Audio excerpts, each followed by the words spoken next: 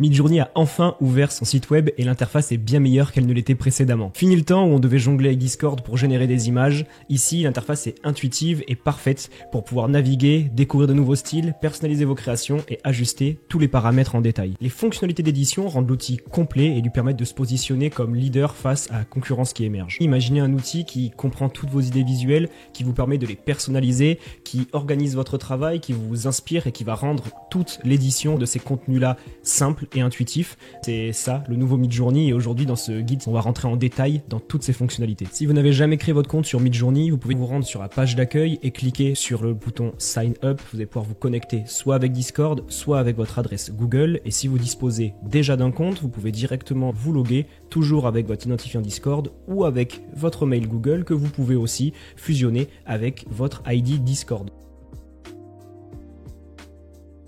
Une fois logué, vous arrivez directement sur la page d'accueil de Midjourney, donc sur la page d'exploration dans laquelle vous allez pouvoir observer toutes les dernières créations réalisées par la communauté, donc pouvoir trouver un maximum d'inspiration. Si vous recherchez des images particulières, donc imaginons que vous recherchiez un robot par exemple, donc vous allez marquer robot juste ici. Si jamais il y a un type de robot qui vous intéresse, si c'est exactement ce que vous étiez en train de chercher, vous pouvez cliquer sur la petite loupe qui est juste ici et qui va vous permettre d'afficher l'intégralité des créations similaires à celles que vous venez d'apercevoir. Ça vous permet aussi, si vous recherchez des montagnes, imaginons que vous aimez bien ce style avec une ambiance un petit peu fantasy, vous pouvez cliquer sur la loupe et observer toutes les images qui ont une ressemblance avec celle-ci. L'interface de Midjourney est vraiment intuitive puisqu'elle vous permet d'interagir avec toutes les images qui apparaissent à l'écran. Par exemple, les petites grenouilles qui sont juste ici, on peut venir sélectionner l'image, venir la faire glisser en drag and drop, prendre une autre image, on vient également la mettre et à partir de là, on va pouvoir envoyer pour observer dans l'onglet Create notre résultat. Ainsi, dans l'onglet création, comme on peut voir, on a bien cette image avec le cheval noir qui est au milieu des chevals blancs qui a été fusionné avec l'idée qu'il y avait avec l'image de grenouille. Cette possibilité de pouvoir fusionner des images, de pouvoir créer une fusion entre différentes créations plutôt qu'avec des mots, de pouvoir faire ce qu'on appelle du image prompting plutôt que du text prompting, c'est quelque chose qui est extrêmement puissant avec Midjourney et qui va vous permettre de pousser votre créativité au niveau maximum. Toujours dans l'onglet exploration, si jamais vous tombez sur une image qui vous intéresse et que vous voulez retrouver plus tard, vous pouvez très bien cliquer sur le petit bouton like juste ici et retrouver l'intégralité des images like dans l'onglet like qui se situe juste ici. Vous verrez alors toutes les images que vous avez pu aimer dans les précédentes semaines, mois et retrouver à chaque fois l'image ainsi que toutes ses caractéristiques en cliquant dessus avec le prompt utilisé ainsi que tous les paramètres. Afin de pouvoir générer votre première image, vous pouvez vous rendre dans la prompt box qui se situe juste en haut et dans laquelle vous allez rédiger manuellement le prompt, idéalement en anglais de manière à avoir les résultats les plus pertinents. Ici, on peut dire un chien avec une armure. Une fois que vous avez envoyé votre prompt, c'est normal s'il n'apparaît pas sur cette page-là puisqu'il va apparaître tout à gauche dans l'onglet qui s'appelle Create. Une fois dans l'onglet de création, vous allez pouvoir retrouver toutes les créations que vous avez réalisées. Donc là, on voit tous les résultats qu'il y a eu et ces résultats-là, vous pouvez également les consulter dans l'onglet Organize, donc organisation, qui vous permet de voir l'intégralité des réalisations que vous avez fait. Et à partir de là, vous allez pouvoir organiser vos fichiers. Pour organiser vos fichiers, rien de plus simple, vous pouvez sélectionner avec la souris les images qui vous intéressent et ensuite soit les télécharger, soit les glisser dans un des dossiers que vous aurez créé sur la gauche. Toujours en parlant des dossiers, vous pouvez créer un dossier en appuyant juste ici sur Create Folder et vous avez deux possibilités, soit de créer un dossier que vous allez appeler chien, soit créer ce qu'on appelle un dossier intelligent qui permet de pouvoir ajouter automatiquement dans ce dossier à chaque fois que dans le prompt il y a ce mot-clé. Donc on va créer ce dossier juste ici et lorsqu'on clique dedans, on voit toutes les images où des chiens ont été ajoutés à l'intérieur. Petit conseil, dans ces dossiers dynamiques, pensez bien toujours à ajouter et le singulier et le pluriel de vos recherches parce que par exemple si ici vous marquez dogs avec un S et qu'au final un de vos prompts contient seulement le mot-clé dog, il n'apparaîtra pas dedans. Donc essayez à chaque fois de bien rentrer les différents mots-clés qui vous intéressent au singulier, au pluriel, de manière à pouvoir tous les avoir dans votre dossier. Un onglet chat est également disponible sur la gauche qui vous permettra d'échanger avec l'intégralité de la communauté, que ce soit ici sur interface ou avec des liens qui renvoient directement sur Discord. Vous pouvez rejoindre en cliquant juste ici des chats vocaux de manière à suivre des cours qui sont dispensés sur la création de prompts. Et ici, vous allez pouvoir retrouver différents onglets. General Chaos, vous allez observer les créations assez originales aujourd'hui de ce qui a été fait par la communauté. Ici, dans Prompt Craft d'observer comment certains bâtissent leur prompt de manière à générer des contenus qui les intéressent, de se rapprocher de la réalité qu'ils veulent représenter. Vous avez aussi l'onglet Daily Theme où il y a des thèmes journaliers qui sont présentés et vous pouvez observer ici avec les prompts qui sont déposés sur la droite comment est-ce que les utilisateurs ont réussi à générer ces contenus-là et vous pouvez les réutiliser en faisant un rerun ou en l'utilisant en cliquant sur Use juste ici. Et ensuite, un onglet Newbies, où là, c'est vraiment tous les nouveaux qui viennent un petit peu tester et voir de quel bois ils se chauffent. Pour finir, il y a un cinquième et dernier onglet qui s'appelle Task, dans lequel vous allez pouvoir réaliser des tâches, par exemple du ranking d'images, du ranking sur la pertinence des prompts, du ranking sur l'esthétique des images, et à chaque fois que vous participez à ce qu'on appelle les images rankings ou à des formulaires pour pouvoir récolter l'avis des utilisateurs, vous allez gagner des heures d'utilisation supplémentaires. Donc là-dessus, on y reviendra un petit peu plus tard dans la vidéo. On reviendra également sur le système de pricing de manière à voir si c'est intéressant ou non de gagner les heures qui sont juste ici.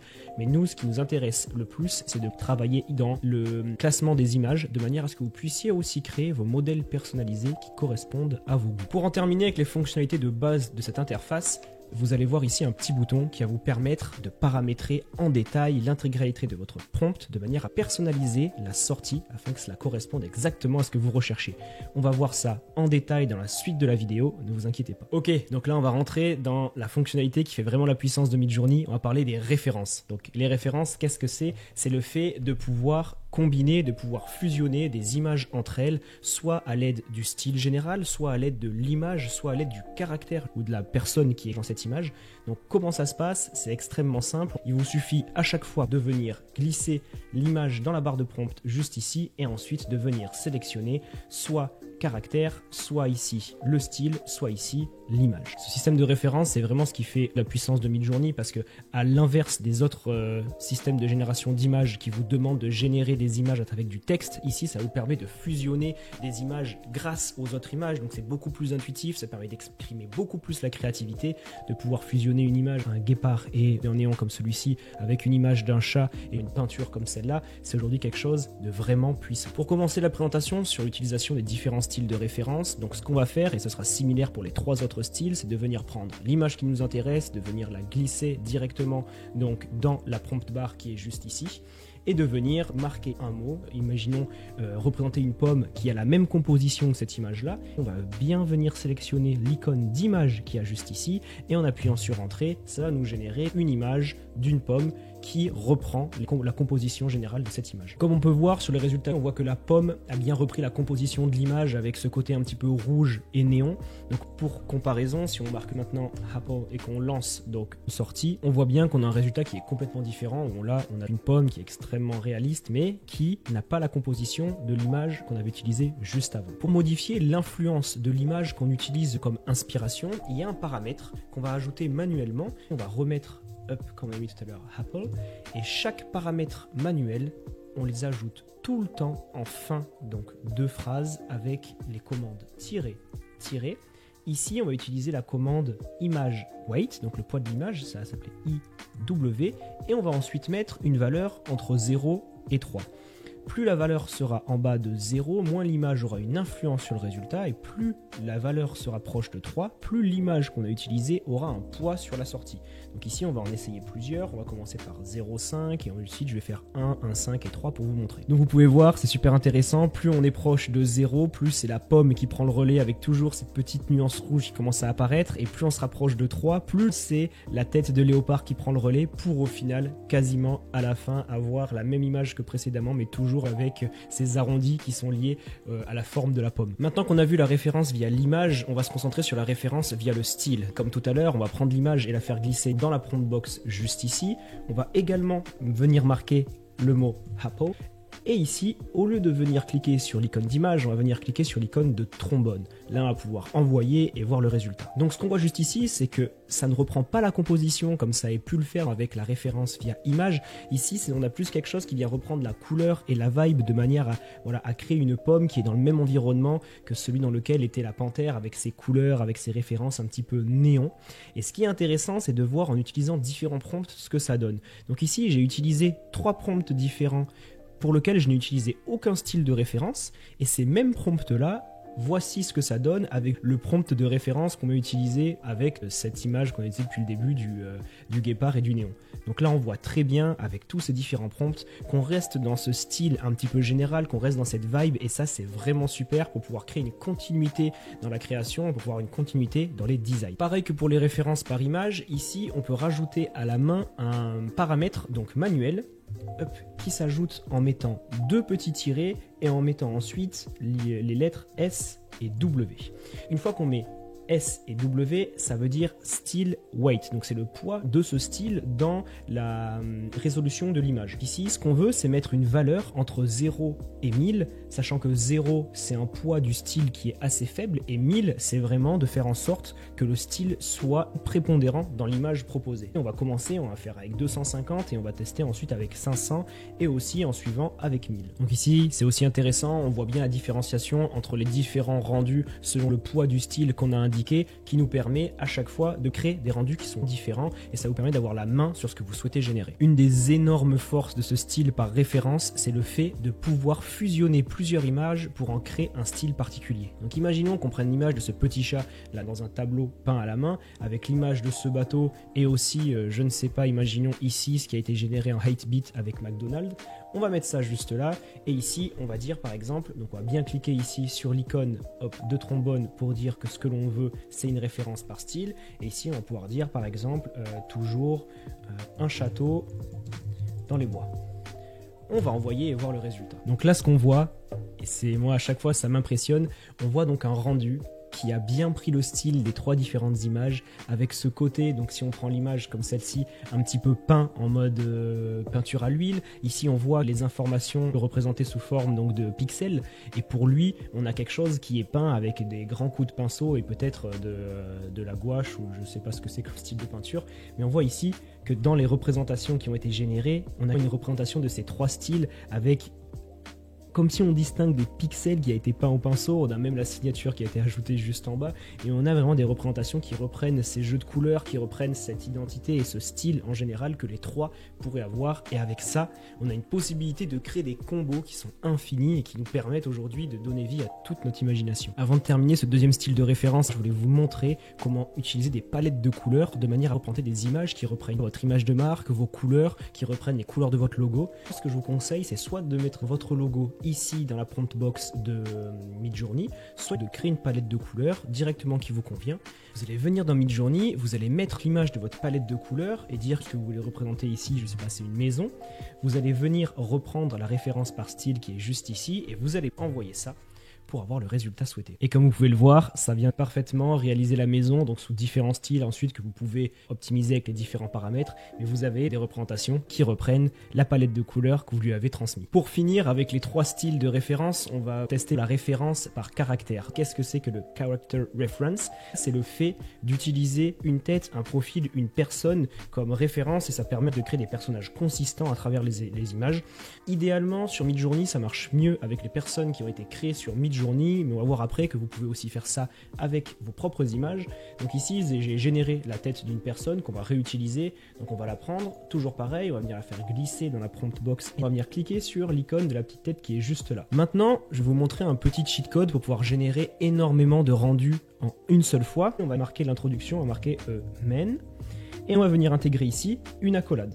Une accolade, c'est quoi? C'est cette petite parenthèse un petit peu spéciale, et dedans, on va mettre donc assis dans un café et séparer chaque morceau de phrase par une virgule. À chaque fois que vous allez mettre une virgule, ça va séparer le prompt et ça va générer cette phrase-là. Par exemple, a man sitting in a café, on peut dire holding a beer, on peut dire jumping a pool, et qui tient un sabre laser. On va fermer donc cette accolade et ensuite on va pouvoir envoyer. Comme on peut le voir dans les résultats générés, on a quand même quelque chose qui est assez représentatif avec la personne qui est dans un café, ici en train de tenir une bière, là avec un petit peu les bras à l'envers, mais sinon on a quelque chose d'assez représentatif avec la même coupe, le même style, les mêmes habits, ici pareil avec le sabre laser. Et il faut savoir que pour ce style de représentation là, vous allez pouvoir ajouter ici un autre paramètre manuel comme pour les autres. Donc les autres c'était IW et SW. Ici ça va être CW pour caractère weight, le poids du caractère. Donc ces valeurs-là, elles vont aller de 0 à 100. Si jamais vous mettez 100, vous allez avoir des représentations qui reprennent et la tête, et les accessoires, et les habits du personnage. Si vous mettez 0, vous allez avoir simplement la tête qui va être reprise principalement. Donc ici, si vous voulez tester et générer, toujours pareil, vous pouvez aussi mettre une accolade et par exemple mettre 0, ensuite mettre 50 et ensuite mettre 100. Vous allez pouvoir fermer cette accolade. Ici, on revient sélectionner la petite tête de personnage, on envoie. Et comme on peut le voir juste ici avec donc le poids du caractère qui est à 0, on voit que les images ont pris un petit peu plus, c'est-à-dire de liberté dans la personnalisation avec des habits différents, tandis qu'avec le poids du caractère à 100, on a toujours ce même tour de cou un petit peu qui apparaît sur toutes les images avec une plus grande continuité dans les informations et les détails proposés. Il est aussi possible d'utiliser votre propre photos, vos propres images pour générer ces informations-là. Vous mettez votre image, vous cliquez sur le petit personnage juste ici et on peut par exemple dire a man holding a sword, donc il tient une épée. Comme vous pouvez voir avec ces deux tests que je viens de réaliser, c'est très peu représentatif, donc c'est pas aujourd'hui au niveau de flux et des clones qu'on peut faire de soi-même. D'ailleurs, je vous mets une petite référence de vidéo ici ou ici sur notre dernier guide pour pouvoir créer son propre clone IA grâce à Flux. Mais ici, on voit que voilà, c'est pas le modèle le plus optimisé pour travailler sur vos propres photos. Il y en a d'autres qui sont bien plus puissants. On voit qu'il y a quand même quelques imprécisions sur, sur les personnages créés. Une autre possibilité pour pouvoir modifier quelqu'un sur une image, c'est de venir cliquer. Donc ça, on le verra tout à l'heure avec la fonction InPainting. C'est de cliquer sur l'image, de cliquer ensuite sur la fonction Editor qui est juste ici. Venir donc, hop, supprimer toute la personne qui était au milieu de l'image et dans le prompt, marquer 3 amis à un dîner with green. Ça va venir relancer un nouveau modèle qui va nous permettre de générer de nouvelles images avec cette fois-ci les cheveux verts et non pas les cheveux roses comme elle avait au tout début. Vu que la vidéo doit être assez courte et concise, là ce que je vais vous montrer c'est une dernière fonctionnalité sur cette référence de caractère qui est vraiment intéressant. Donc ici j'ai voulu générer une texture en néon avec des lignes abstraites. On va se servir de ça comme style de caractère. On va venir glisser dans la prompt box l'image, venir sélectionner avec l'icône du petit perso le fait de sélectionner ça en caractère et on va venir marquer une boîte cadeau, a gift box. Et là ce qu'on voit c'est assez fou parce que ça a repris parfaitement la texture qu'on avait générée juste avant avec les néons et ça l'a appliqué. Donc imaginez tout ce que vous allez pouvoir faire avec des boîtes, des guitares, n'importe quel packaging, n'importe quel objet, n'importe quel personnage. Aujourd'hui les possibilités sont infinies. Maintenant, si vous voulez voir comment fusionner tous ces styles de référence, ce qu'on peut faire, c'est prendre 3 images. Ce qu'on veut, c'est le faucon qui est juste ici, prendre l'image qui est juste là, et prendre, je ne sais pas, l'image qui est juste ici. Ce qu'on veut, c'est que ce soit le caractère de référence. Ça, on veut que ce soit le style de référence, et qu'en fait, ça s'inspire un petit peu de la composition de cette image-là. Ce qu'on va faire, c'est qu'on va marquer donc Falcon, et on va voir le résultat que ça va générer. On voit bien que ça a gardé le faucon avec les ailes grandes ouvertes. Ça a bien repris les montagnes représentées donc sur cette image-là, donc de quelque chose qui est très asiatique dans la représentation, et ça a repris le côté peinture et composition de ce qu'on peut apercevoir sur ce tableau-là. On peut voir que c'est quelque chose qui est très pratique pour fusionner différents styles, garder les caractères, les styles de référence et également les compositions. Ici, comme discuté au tout début de la vidéo, dans la prompt box juste sur la droite, vous avez les paramètres principaux. Dans ces paramètres principaux, vous allez observer différentes informations. Ici, dans Image Size, ça va être le ratio. Ça veut dire que ça va être le format que va avoir votre rendu. Si vous avez un format carré en 1 pour 1, vous allez avoir quelque chose de carré. Si vous voulez un format paysage, vous allez plutôt être sur du 2.1. Et si vous êtes en format portrait, plutôt du 1.2. Choisir à la main, si jamais vous voulez un marque-page, vous pouvez très bien mettre 1.4, ou à l'inverse, si vous voulez un panorama très long, vous pouvez venir mettre donc ici 10, hop. Donc on peut le voir juste ici, on a quelque chose de très horizontal, très long. On a un panorama complet, on pourrait avoir limite une photo de couverture. Donc on a quelque chose de parfaitement optimisé selon le format qu'on a souhaité représenter. Sur la droite, vous avez le bloc Aesthetics. Donc ici, qu'est-ce que vous avez? Vous avez 3 points, Stylization, Weirdness et Variety. Donc ici, Stylization, ça contrôle l'esthétique par défaut. Plus la stylisation est élevée, plus on a un style qui change un petit peu du prompt que vous avez mis en entrée. Sur la partie Weirdness, Midjourney va plus, on va dire, explorer donc l'esthétique avec des sorties non conventionnelles. C'est un peu voilà, votre ticket vers des sorties plus étranges que ce que vous aviez imaginé de base. Donc ici, je vous conseille de toujours le laisser assez bas si vous voulez que les sorties soient représentatives du prompt que vous avez indiqué. Si vous voulez quelque chose de plus exotique, vous pouvez monter ce paramètre juste ici. Le paramètre donc de Variety, aussi connu sous le nom de Chaos, ici ça va permettre de contrôler ce qu'on appelle la diversité des images. Les images que vous avez à la base dans la grille initiale, ici les unes par rapport aux autres, elles vont être complètement différentes. Si on met le Chaos au max et qu'on demande de représenter un Pokémon bleu, donc vous voyez qu'ici on a un résultat qui est complètement complètement différent d'une image à une autre avec quelque chose qui est un petit peu creepy à la fin. C'est un peu horrible ça. Mais sinon, voilà, on a 4 représentations qui ici sont vraiment complètement différentes les unes des autres. La fonction Chaos, ça vous permet d'explorer des horizons que vous n'aurez peut-être pas imaginé. Et si vous voulez quelque chose qui se rapproche au plus de ce que vous avez mis dans le prompt ou des images que vous avez mis dans la prompt box, je vous conseille de baisser cet onglet Variety et Weirdness au minimum, ou sinon de le mettre vraiment à 10 et à 300. Pour la partie modèle en bas à gauche, ici vous avez 2 possibilités, 2 choix dans les modes qui sont proposés. C'est soit le mode standard, soit le mode RAW. Le mode RAW va permettre à Midjourney de créer des sorties qui sont les plus représentatives de ce que vous allez mettre dans la prompt box. Si vous cliquez sur le mode standard, vous allez avoir quelque chose qui est un petit peu plus designé et pour lequel Midjourney prendra un petit peu plus ses aises pour la représentation. Pour ce qui est des versions de Midjourney, la version 6.1 est la version la plus récente et la plus pertinente pour générer des résultats qui sont fidèles par rapport au prompt rédigé. Il y avait la version 5.2 qui était intéressante, notamment pour tout ce qui était contenu artistique. Et ensuite, dans les versions, vous avez toutes les versions jusqu'à la première version de Midjourney, si vous voulez tester un petit peu l'évolution de ce qui s'est fait sur les dernières années. Et surtout, la version Niji, qui est une version spécifique permettant de réaliser des images d'animés et d'illustrations, plutôt que des images réalistes. Vous pouvez tester, il y a des résultats qui sont vraiment intéressants. Pour la partie personnalisation, vous pouvez utiliser l'image générée de manière à ce qu'elle puisse suivre les modèles que vous avez entre guillemets entraînés sur ce que vous appréciez. Comme on l'avait vu au tout début, dans l'onglet Task juste ici, vous pouvez ranker des images, c'est-à-dire que vous pouvez voter entre certaines images, donc vous pouvez choisir entre l'image, si vous préférez, de gauche ou de droite, sélectionner entre les deux lesquelles vous parlent le plus. Donc ici, par exemple, sur des prompts similaires, moi c'est celle-là que je préfère. Sur des prompts qui sont un petit peu moins similaires, qu'est-ce que je préfère un petit peu comme style. Et une fois que vous aurez voté donc pour plus de 200 images, votre modèle de personnalisation sera terminé et vous allez pouvoir revenir dans l'onglet Explorer et venir activer ce petit bouton personnalisation qui vous permettra d'aller chercher en fonction de tout ce que vous avez liké dans les images que vous avez classées, un petit peu, voilà, faire ressortir quelque chose qui représenterait plus votre style. Donc là actuellement, si moi je veux le tester, ça, par exemple que je marque un oiseau et que j'appuie sur On juste ici, ça ne marchera pas. Je vais avoir un message d'erreur car je n'ai pas encore ranké ces 200 images, donc le modèle ne s'est pas personnalisé sur mes intérêts. Concernant la vitesse, ici vous avez Fast ou Turbo. Sur la version Fast, vous générez une image environ en 30 à 60 secondes et en Turbo, cette image-là est générée 4 fois plus vite, cependant elle coûte 2 fois plus de tokens, 2 fois plus de consommation. C'est pas forcément le plus pertinent. Et concernant les consommations, selon le plan que vous avez, donc les plans d'entrée sont à $10 par mois et ensuite le méga plan est à $120 par mois. Actuellement, avec la version à $10, ça me suffit amplement et ça me permet de générer à peu près 200 images. Ensuite, sur le plan standard, on passe à environ 900 images. Sur le plan Pro Plan, 1800 images. Sur le méga plan, 3600 images en fast, sachant qu'ici, il y a Unlimited, donc des créations illimitées sur la partie Relax, qui elle peut prendre de 2 jusqu'à 10 fois le temps que prend la version Fast, donc ça peut aller des fois de 2, 3, 4, 5 minutes pour générer une image. Ok, maintenant on va passer sur une des fonctionnalités phares et une de mes préférées sur Midjourney, c'est donc les actions. Qu'est-ce que sont les actions? Ce sont toutes les actions d'édition qui sont directement disponibles dans votre navigateur. C'est comme si vous aviez un logiciel de retouche photo qui était directement intégré.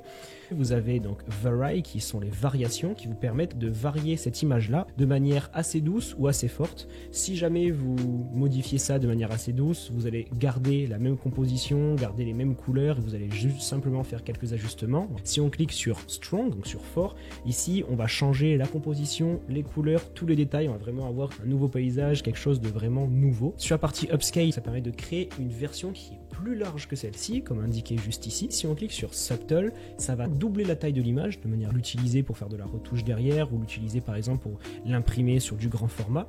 Et si vous cliquez sur Creative, ça va aussi doubler la taille de l'image, mais ça va aussi ajouter quelques détails donc sur des petits points qui peuvent apparaître à différents endroits de l'image. Donc la partie Creative, c'est pas mal, ça peut ajouter quelques petites touches de détails qui vont faire la différence.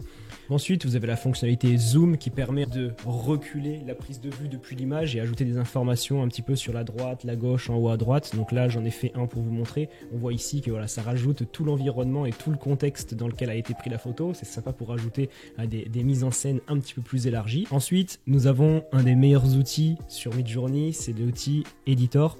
Donc avec l'outil Editor, vous allez pouvoir réduire la taille et le scale de votre image, vous allez pouvoir la bouger, vous allez pouvoir choisir et redimensionner le format. Et qu'est-ce que je suis en train de faire là? Pourquoi est-ce que j'ai réduit l'image? Pourquoi est-ce que je suis en train de la bouger? C'est parce que tout ce qu'il y a dans les alentours va être régénéré. C'est-à-dire que si vous voulez garder l'image en mettant celle-ci par exemple juste en bas, et ainsi avoir beaucoup de données, beaucoup de créations qui sont en lien avec le ciel et le haut des bâtiments. Si ici vous appuyez sur Submit et sur Renvoyer, ça va vous créer une nouvelle version qu'on verra juste après, avec en remplissage toutes ces informations-là. Également, vous voyez que j'ai un petit pinceau que je bouge avec ma souris. Ce pinceau, il va me permettre de modifier des éléments sur le décor. Si on veut enlever cet arbre-là et dire qu'on veut un arbre avec des néons, ici, on va revenir dans le prompt et on va dire rajouter à un endroit un neon tree on the left. Et là, on va pouvoir cliquer sur Submit pour réenvoyer cette nouvelle image avec la modification de l'arbre qu'on est venu supprimer avec le pinceau. On a redimensionné l'image pour la réduire un petit peu et on a changé le format de l'image et comme ça nous a permis d'avoir un contexte, un environnement qui est beaucoup plus large et on va voir à partir de là cette nouvelle création. Donc là on voit qu'on a une toute nouvelle image qui est beaucoup plus grande en 4 tiers avec toujours le skater qui est au milieu, toujours l'arbre sur la droite, tous les éléments qu'on avait sur le côté avec les mêmes bâtiments. Ici j'ai demandé de mettre un arbre avec des néons mais visiblement ça a ajouté un bâtiment avec des néons. Mais voilà, après tout ça on peut le modifier individuellement. On peut voir jusqu'où on peut aller en quelques clics dans la modification des images et c'est assez fou. Maintenant, on va passer à une fonctionnalité que j'ai énormément utilisée ces derniers temps, c'est le Still Reference, c'est-à-dire le sref. Vous avez sûrement dû en entendre parler, c'est ces petites références avec 2 tirets, sref, et ensuite une suite de nombres qui permettent de réutiliser le style donc, développé par quelqu'un ou le style d'une image et de pouvoir avoir une continuité dans ce style-là. Imaginons ici, on peut tester un exemple de sref en mettant une femme qui fait du skateboard et à la fin, on va venir rajouter sref et on va venir mettre la notion de random. Comme ça, on va pouvoir en prendre en piocher un parmi toute la bibliothèque qui existe sur Midjourney. On voit qu'avec le sref utilisé de manière random, ça en a pris ça a appliqué donc un certain style qui nous a permis d'avoir donc des résultats là, avec une femme avec les cheveux longs et blond vénitien roux. Et maintenant, ce qu'on va faire, c'est qu'on va reprendre exactement le même prompt. On va reprendre le sref qu'on avait mis, on va mettre random, on va remettre 2 tirets et ici, on va venir rajouter le mot repeat qui va permettre de répéter le même prompt et ensuite on va venir mettre un espace et mettre 4 de manière à pouvoir générer 4 fois cette requête là, de manière à pouvoir générer 4 styles complètement random piochés au hasard. Ok, donc là on a différents résultats. Ce qu'on va faire, c'est qu'on va venir cliquer ici, on va venir reprendre le sref et venir générer en disant a man doing skateboard. On va utiliser toujours le même sref de manière à avoir ce type de résultat qu'on a juste ici. Et ce qu'on va venir faire, c'est mettre la stylisation à 200 et baisser le niveau de weirdness and variety, comme on a vu tout à l'heure, comme ça pour éviter qu'il y ait quelque chose qui ne soit pas représentatif. On va venir sélectionner ici Raw et on va venir envoyer. Et donc là, qu'est-ce qu'on voit? On voit qu'on est sur les mêmes types de composition en termes de couleurs, d'images, de zoom. On voit on a à peu près les mêmes styles de chaussures entre l'homme et la femme. On est sur les mêmes dynamiques. On dirait que ça a été pris par le même appareil photo la même journée. Donc on a réussi à maintenir cette référence de style, cette continuité. Et ça, c'est vraiment intéressant. Pour pouvoir utiliser ces sref-là, il y a plusieurs possibilités. Si vous voulez en chercher des sref qui vous intéressent, c'est soit de vous rendre directement sur Twitter et de mettre --sref pour voir un petit peu ce qui apparaît dans le fil d'actualité. Sinon, il y a des sites comme celui-ci, donc sur Midjourney sref, où vous allez avoir énormément de sref qui sont détaillés. Par exemple, celui-ci avec des personnages un petit peu néons. On va venir le copier, on va venir dans Midjourney et ici on va venir mettre un serpent. Avec ce sref là, on va faire en sorte de garder la stylisation et d'enlever le reste et on va envoyer ceci. Comme sur l'image qu'on a vue avec les couleurs utilisées donc dans les styles juste ici, on a le même type de génération d'images qui ont été faits avec le serpent en reprenant les couleurs caractéristiques de ce style là. Maintenant, si on veut fusionner différents sref, c'est pas compliqué, on va reprendre Snake, si vous cliquez ici ça le remet dans la barre. On va venir sélectionner le sref qui est juste ici et on veut le fusionner avec ce sref là, juste là. Cependant, imaginons qu'on souhaite que ce soit ce style-là de sref qui soit prédominant sur l'autre. Ici, on va venir rajouter, ça c'est un nouveau cheat code que je vous donne, un paramètre manuel en appuyant sur 2 points, vous mettez 2. En faisant cette petite requête-là, ce que vous allez faire, c'est que vous allez donner 2 fois plus de force à ce sref-là par rapport à celui-ci, ce qui va permettre d'avoir un résultat qui va être plus marquant avec ce style-là. Et grâce à cette fusion, on voit qu'on a quelque chose d'un petit peu différent. Ça nous permet d'avoir des combinaisons qu'on peut réutiliser de manière à créer des choses qui sont vraiment créatives. Si on fait un second test avec cette image-là, on va lui dire qu'on veut faire une modification avec ce sref et ensuite ce sref là.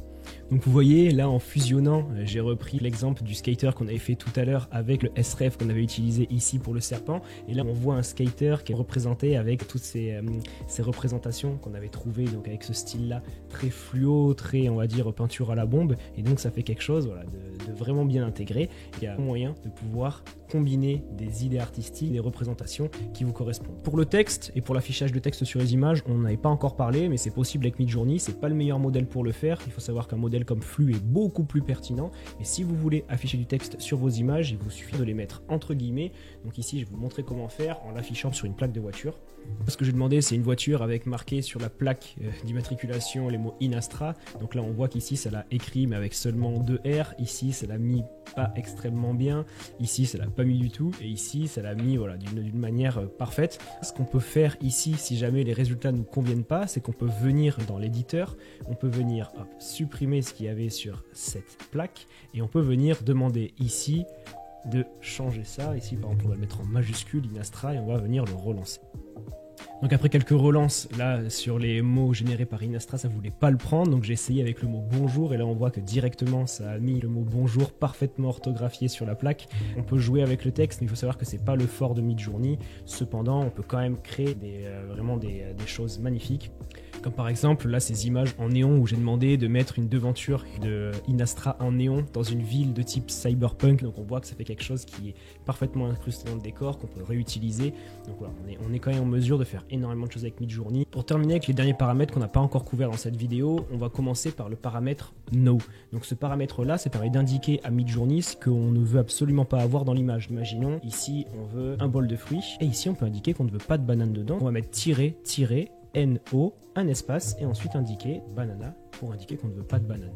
Et voilà, donc dans le résultat, on a un bol de fruits où on est certain dedans de ne pas avoir de banane. Ça, ce paramètre est pratique si on veut avoir ce que l'on souhaite dans l'image et exclure des informations qu'on ne souhaite vraiment pas. Le paramètre seed, donc S-E-E-D, lui, comment est-ce qu'il fonctionne? En fait, un modèle de génération d'images, de base, il génère ce qu'on appelle du bruit, donc c'est-à-dire du bruit visuel. C'est des petites indications, je vous montrerai là des images à l'écran, qui permettent au modèle, grâce à la manière dont il a été entraîné, avec tout le pattern, les différentes structures, etc., de pouvoir transformer ce bruit généré de base donc par le modèle en image.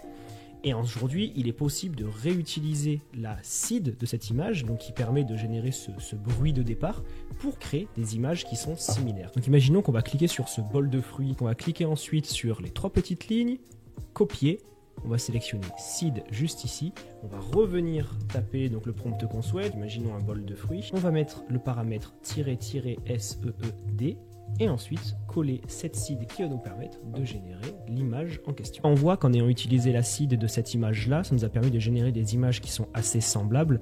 Et à l'inverse, pour vous montrer, j'ai généré donc la même requête, donc un bol de fruits, cette fois-ci sans la seed, de manière à voir la différence qu'il y a.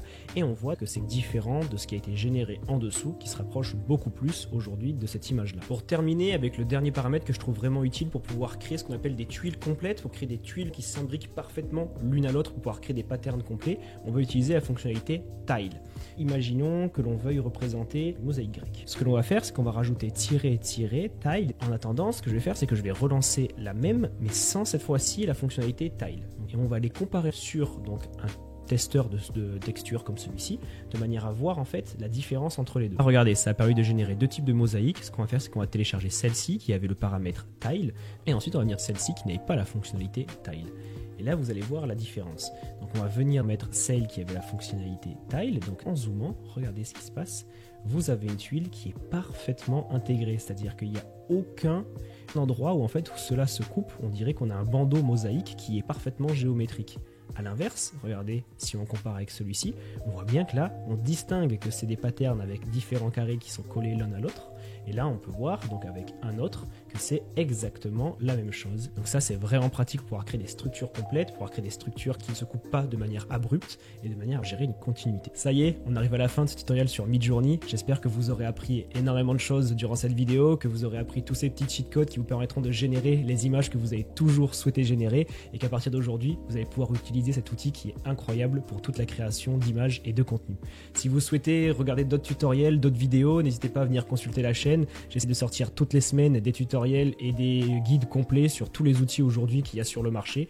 Donc n'hésitez pas à venir faire un tour, vous abonner, liker, commenter. C'est la meilleure manière de nous soutenir aujourd'hui. Donc j'ai hâte de vous revoir et je vous dis à très bientôt pour une nouvelle vidéo.